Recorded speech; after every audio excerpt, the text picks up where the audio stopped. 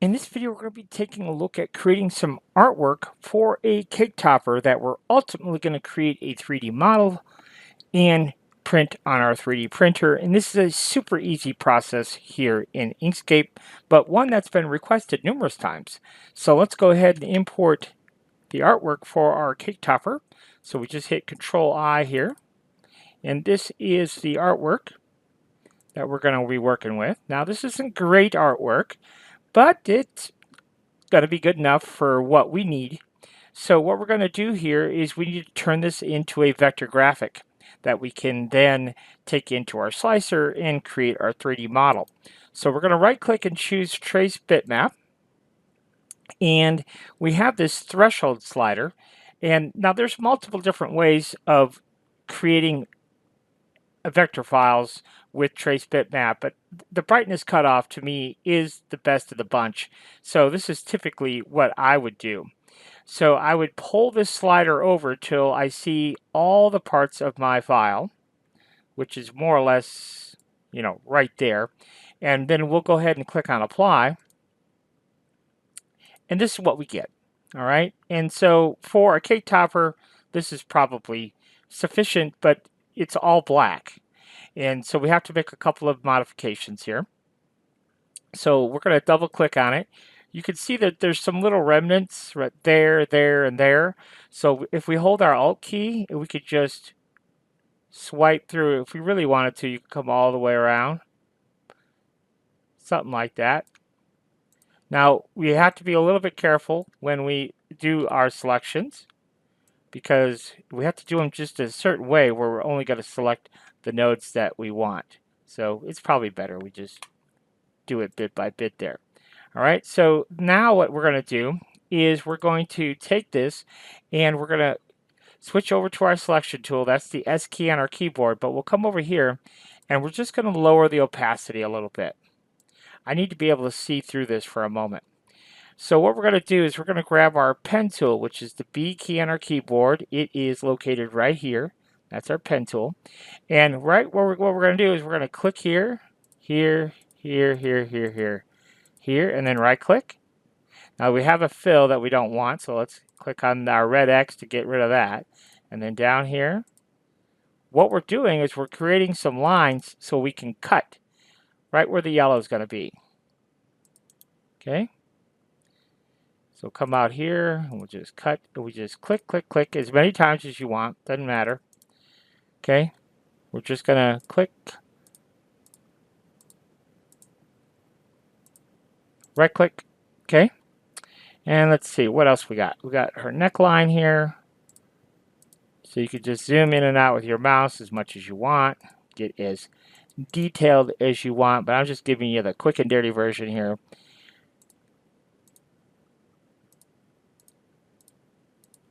Okay, and let's take it back. And yes, we got to chop off. I'll do that differently. We're going to get rid of the 21 here in just a second.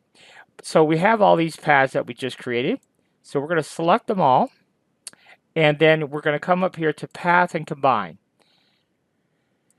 which is Control K on our keyboard. And then we can Shift click on our main shape that we originally created, and then we can come up here to Path and Division. This is really where in Inkscape you should really spend some time on union and difference, division. These are Boolean operators that are used all the time, but we want division for this case. I wish they were alphabetical, but they're not. So we'll hit division, and basically what happens when we do that is you see we have that's all now yellow. So we can give that yellow. We can make her little shoes yellow. So, and yeah, that's basically it as far as that goes. And then we need to nip off the 21 here. So we'll go ahead and get that done. We're going to grab our rectangle tool for this. We'll come over here and we're just going to grab our selection tool, shift click on our head here, and then we can do path and difference. And that will lop off the 21. Now I know it's a little bit difficult to see. Let's see here. But we're going to change the opacity of all these layers and then we'll be able to see it a little bit better. So let's select them all. And then we come down here and we could just set that back to 100. And now they're all back to 100. I'm not sure exactly what happened here. Oh, okay. I see. It wasn't her head that was connected to. It was her arm. My bad. So we'll come back in here. And then selection tool, which is the S key on our keyboard, her arm. And we'll do path and division there. Or difference. Path and difference. I'm sorry. I wish that was named something different. I don't know what. I wish it was named trim or something, because that's really what we're doing, is we're trimming it. So just so you could see a little bit better what's what here, that's what we got, okay? But I do want to make a couple of little changes here. So I think, what do I want to do here? Mainly around the head. That's what I want to do. Let's lower the opacity here. Now, you can get as detailed and specific as you want. I just want to show you what you can do, okay? So, for example, these nodes, if you want to make adjustments to them, let's turn off our Bezier handles for a minute, and let's just deal with our nodes only. So we could hit 2-line and kind of straighten that up, but you see how we can kind of clean it up a little bit, okay? Like I said, you could be as detailed as you want to be. What I thought we would do is come in here. Let's add a node by double clicking, and then we can do this number here, and we can come down. We'll add a node by double clicking. Okay, and we do have control handles, so we have to make them appear. So you can turn off those control handles. Sometimes those control handles actually get in the way, so that's why they have a toggle where you can turn them on and off as you need them. So again, we could come in here, we could fine tune our do. You can make, and then see, like, these are real tiny, so we can bring that back out to here.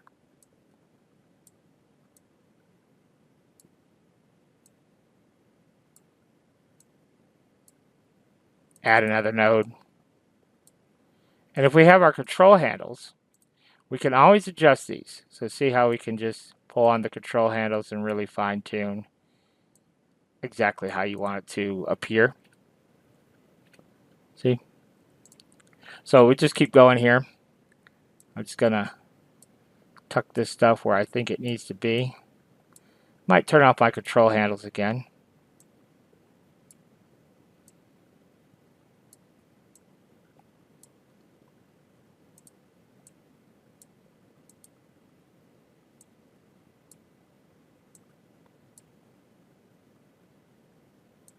So you can make whatever little edits you want to make. I was going to make a few little edits here in her face to detail out her face a little bit better. Just double click where we think we need to add a node.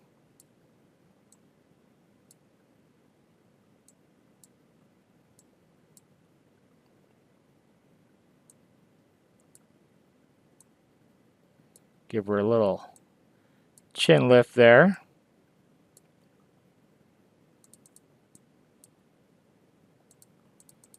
Some of this you just got to kind of make up on your own.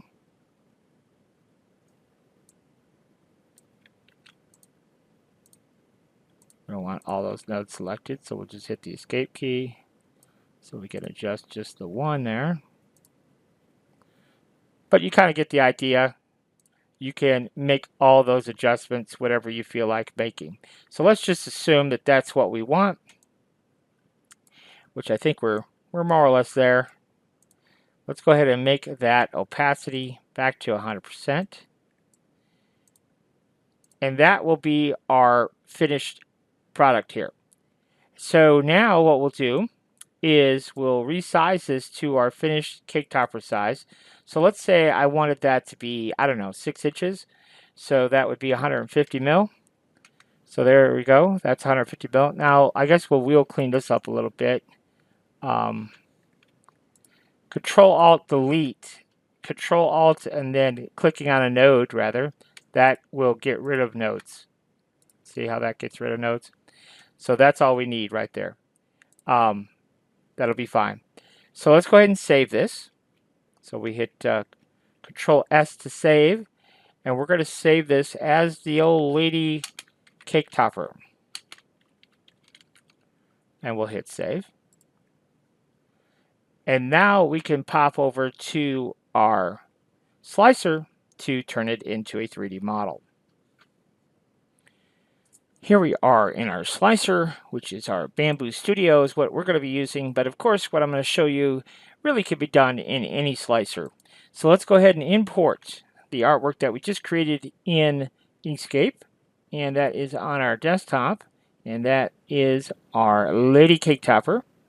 There she is. Now, when we bring her in, she's going to be kind of a heavy set gal. She's going to be 10 millimeters thick, which is probably a little bit overkill for our cake topper.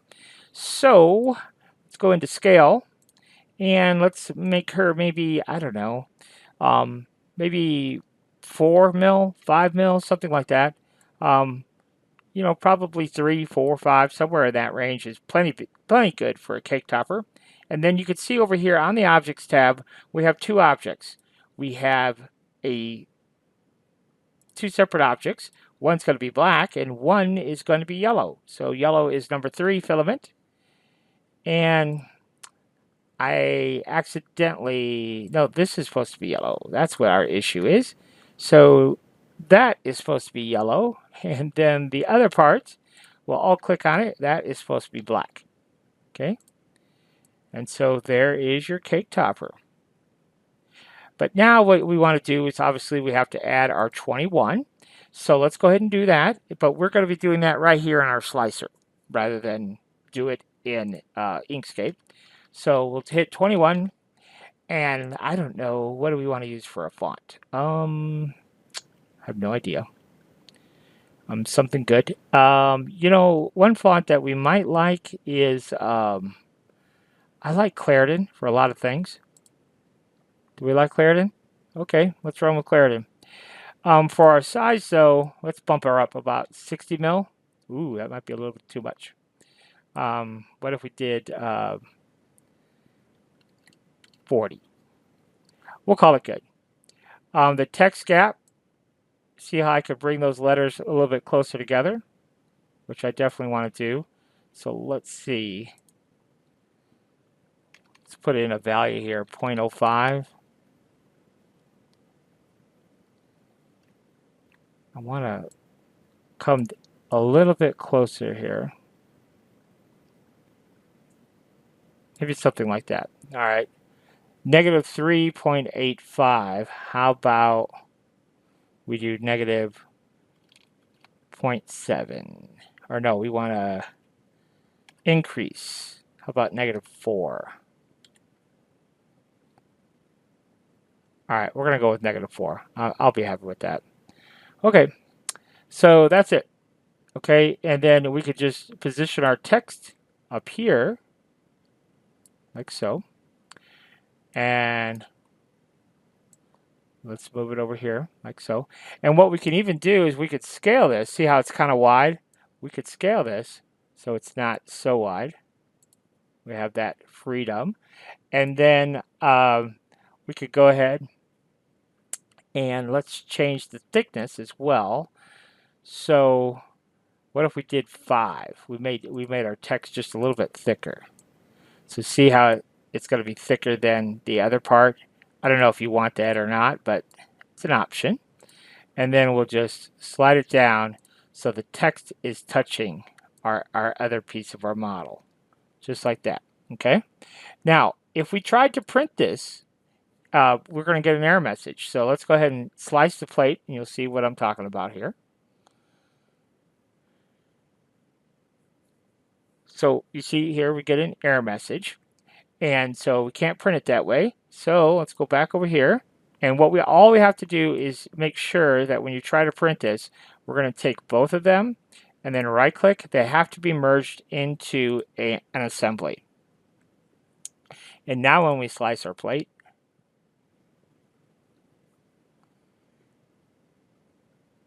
you can see we get no error messages and we get our cute little cake topper. Okay. So that's it. That is how you turn that image. Now, yes, we could be a little bit more refined with our hand, and we could finesse this a little bit, but generically, that's how you would go about doing it. And if you wanted a little bit more space, more of a steak that would go into the cake, you would just modify that in Inkscape to make a longer steak to stick her into the cake. All right. So anyhow, that's how it's done. So hopefully this helps you out. Until next time, thanks for watching. If you want the design file, just we ask you to comment in the video. We ask you to comment in the video anyhow because it helps us with our YouTube algorithm. When people comment or like a video, that tells YouTube that it's worthwhile content, and they'll show it to other people who are looking for similar content. But if you do nothing, then YouTube won't share my videos. So if you could comment, that would be great. But if you do want the design file, my email address is in the video description below. Just drop us an email. Tell me you want the 21 cake topper lady, and I'm happy to send you the completed file. So until next time, thanks for watching.